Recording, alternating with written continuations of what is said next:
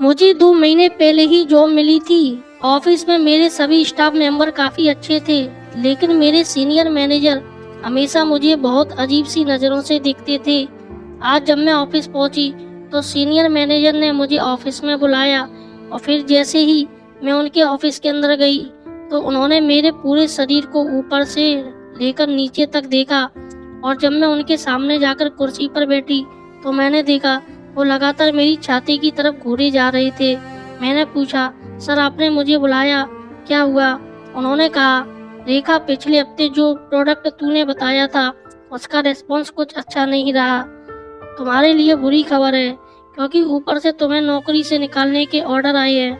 मैं ऐसा करना तो नहीं चाहता, लेकिन मेरे पास कोई और दूसरा चारा नहीं है। उनकी बात सुनकर मैं बहुत घबरा गई, क्योंकि मुझे इस नौकरी की सख्त ज़रूरत थी। मैंने हाथ जोड़ते हुए कहा, सर प्लीज़ आप मेरी हेल्प करो। अगर मेरी नौकरी चली गई तो मैं कहीं की भी नहीं रहूँगी। तब वो अपनी सीट से उठे और मेरे करीब आकर मेरे बिल्कुल पास वाली कुर्सी पर बैठ गए। फिर उन्होंने मेरी छाती की तरफ देखते हुए कहा, मेरे हाथ पर अपना हाथ फेरते हुए कहा, देखो रेखा, मैं तुम्हारी हेल्प कर सकता हूँ, लेकिन इसके बदले में जो तुम्हें मेरे लिए करना पड़ेगा वो शायद तुम्हारे लिए थोड़ा मुश्किल होगा। अगर तुम इसके लिए तैयार हो तो बोलो। मैं उनका इशारा समझ गई, मगर मैंने पूछा, क्या मतलब है आपका सर? तब उन्होंने कहा, देखो रेखा, मुझे लगता है तुम समझ चुकी हो मैं क्या चाहता हूँ। अगर तुम राजी हो तो बोलो, किसी होटल में चलते हैं। उनकी बात सुनकर मुझे बहुत गुस्सा आया और एक पल के लिए मैंने सोचा उनकी पुलिस कंप्लेंट कर दूं, मगर मुझे नौकरी की सख्त ज़रूरत थी, क्योंकि पूरे घर का खर्च अब मेरे कंधों पर ही था। इसलिए थोड़ा सोचने के बाद मजबूरी में मैंने हाँ में सिर हिला दिया।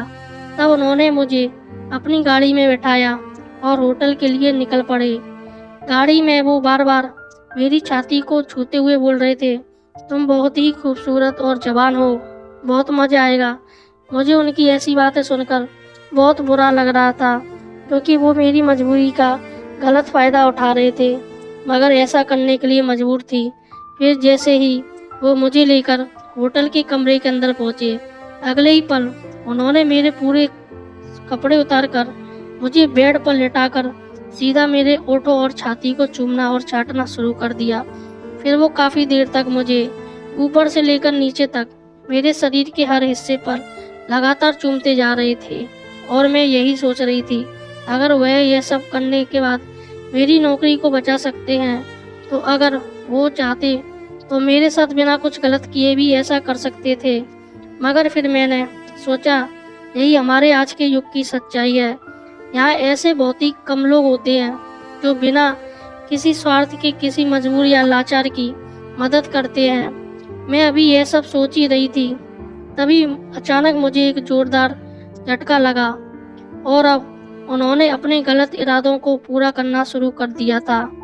फिर जब उन्होंने अपना काम ख़त्म कर लिया तो उन्होंने कहा, रेखा, अब मैं अपने सीनियर से बात करूँगा और अगर हो सके तो तुम्हारी जॉब को बचाने की पूरी कोशिश करूँगा।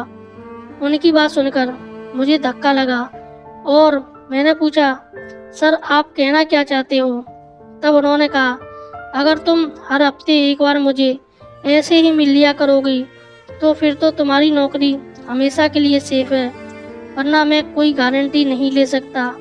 अब मैं समझ गई थी कि वो क्या चाहते थे। मैंने उनकी बात का कोई जवाब नहीं दिया और वहाँ से निकलकर सीधा पुलिस स्टेशन पहुँच गई।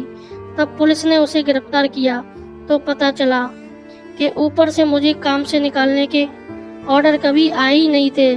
यह सब तो मेरे सीनियर मैनेजर ने मेरा फ़ायदा उठाने के लिए ऐसा किया था, और नौकरी खो देने के डर से मैं बिना ज़्यादा सोचे समझे गलत कदम उठाने के लिए तैयार हो गई थी।